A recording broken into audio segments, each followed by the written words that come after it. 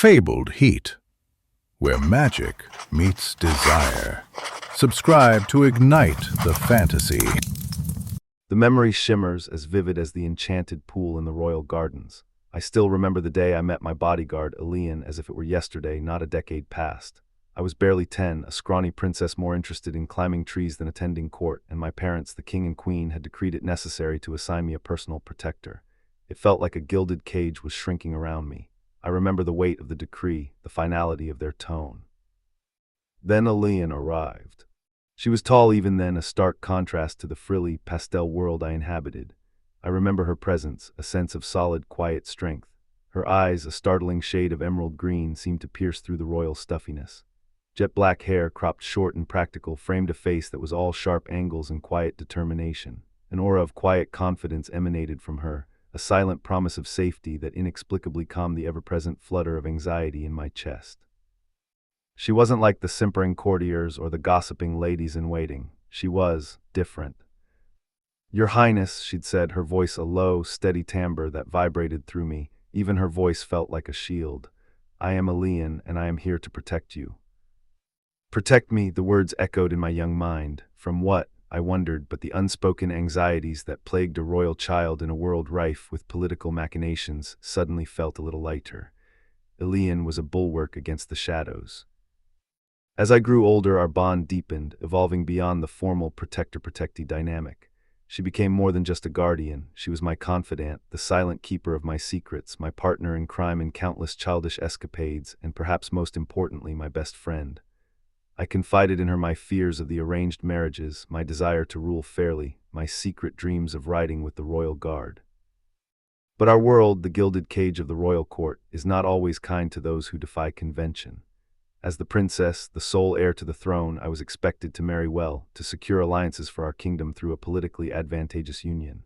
My parents, with the best of intentions for the realm, had arranged for me to wed a man from a neighboring kingdom, a union that on paper would strengthen our ties and bring lasting peace to our lands, a peace bought with my happiness.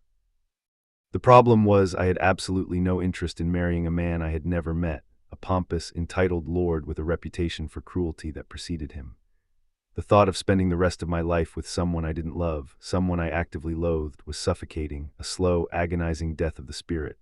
The wedding loomed, a dark cloud on the horizon, and I felt as though I were drowning in a sea of silk and expectations. Elian, ever attuned to my moods, sensing my growing distress, would often find ways to distract me from my worries.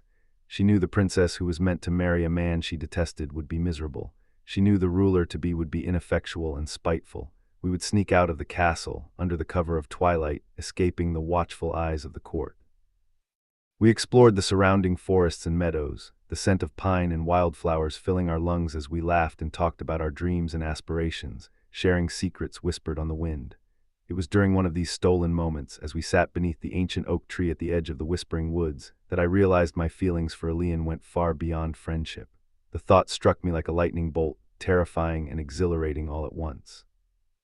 It wasn't just gratitude for her protection or comfort in her friendship. It was something deeper, something more profound. I was drawn to her strength, not just the physical prowess she displayed in training, but the inner fortitude that allowed her to stand unwavering in the face of adversity. I admired her kindness, the quiet compassion she showed to the less fortunate, the gentle way she treated the wounded animals we sometimes found in the woods. And I was captivated by her unwavering dedication to me, a loyalty that transcended duty and bloomed into something far more precious. As the wedding date inexorably approached, my anxiety intensified, a vice tightening around my heart. I knew with a certainty that resonated in the depths of my soul that I couldn't go through with it, but I felt trapped, caught in a web of duty and obligation, with no escape in sight. My reflection in the mirror became a stranger, a porcelain doll dressed in silks and jewels, a hollow shell devoid of life. Elian, sensing my desperation reaching a fever pitch, took matters into her own hands. The night before the wedding, under the ethereal glow of a full moon that cast long, dancing shadows across my chambers, she came to me, her eyes burning with a fierce determination that mirrored my own. She did not wear her armor, but a plain tunic, prepared for travel. "Arya," she said, using my given name, a privilege rarely afforded to anyone, her voice low and husky with suppressed emotion. "I have a plan. We can leave tonight and make our way to a place where you can be free to make your own choices, a place where you can be yourself without the weight of the crown pressing down on you." My heart skipped a beat, then another, a frantic rhythm of hope and fear. I had never seriously considered the possibility of escape, the sheer audacity of defying the king and queen, of abandoning my responsibilities to the kingdom. But with Elian by my side, her hand outstretched, I felt a spark of courage ignite within me, a flicker of defiance against the suffocating darkness. "Leave," I whispered, the word barely audible. But where would we go? "Somewhere far away," she replied, her gaze unwavering. "Somewhere where we can be free." I looked at her, really looked at her, and saw not just my protector, but my salvation. And I knew, with a certainty that defied all logic and reason, that I would follow her anywhere. We packed a small bag filled with essential provisions and a few precious mementos, symbols of the life I was leaving behind. Under the cover of darkness, shrouded in shadows and whispered prayers, we slipped out of the castle, leaving behind the life I had known, the gilded cage that had become my prison. The cool night air kissed my face, a tangible sensation of freedom after years of confinement. The journey was long and arduous, fraught with peril and uncertainty. But with Elian's unwavering guidance, her knowledge of the land, and her uncanny ability to anticipate danger, we navigated the treacherous terrain, avoiding detection and danger at every turn. The path was overgrown and unforgiving. We traveled by night under the watchful gaze of the moon, hiding in secluded spots during the day, our senses on high alert for any sign of pursuit. Each rustle of leaves, each snap of a twig, sent a jolt of adrenaline through my veins. I was no longer a sheltered princess. I was a fugitive, relying on my wits and Elian's strength to survive. As we walked mile after weary mile, our conversations turned from small talk to deeper, more meaningful discussions. We shared our hopes and fears, our dreams and regrets, our vulnerabilities laid bare under the vast expanse of the starlit sky.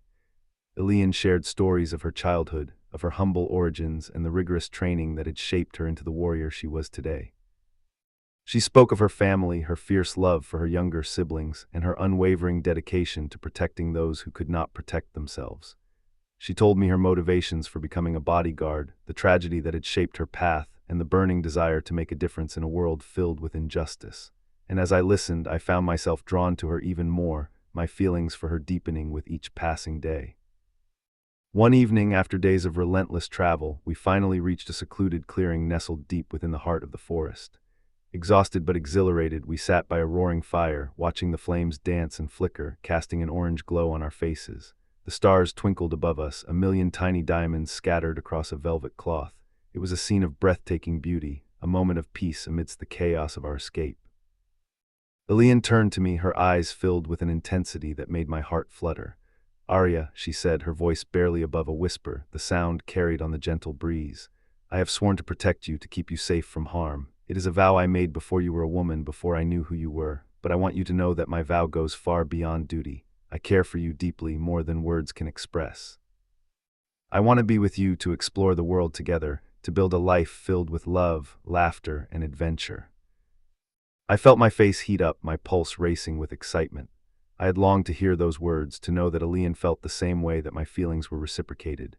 It was a dangerous admission, a forbidden desire, but in that moment, surrounded by the beauty of the forest and the warmth of the fire, I couldn't deny the truth any longer. Without thinking, driven by an overwhelming impulse, I leaned in, our lips meeting in a soft, tentative kiss. The world around us seemed to melt away, the sounds of the forest fading into a distant hum. There was only the two of us, lost in the moment, our hearts beating in unison. The kiss deepened, becoming more passionate, more urgent, a silent declaration of love and longing. As we broke apart, gasping for air, our eyes locked, and I knew with absolute certainty that I had made the right decision. I would rather face the unknown with Elian by my side than spend a lifetime in a loveless marriage, trapped in a gilded cage. The path ahead would be challenging, filled with obstacles and uncertainties, but with Elian's unwavering love and support, I knew that we could overcome anything. Our journey was far from over, but with Elian's vow, with the promise of a future together, I felt a sense of freedom I had never known before. We would face challenges, of course, but together we would overcome them, our love growing stronger with each passing day. As I looked into Elian's eyes, I knew that I had found my true partner, my fated mate, and I was ready to face whatever the future held, as long as she was by my side, her hand in mine, our hearts forever intertwined.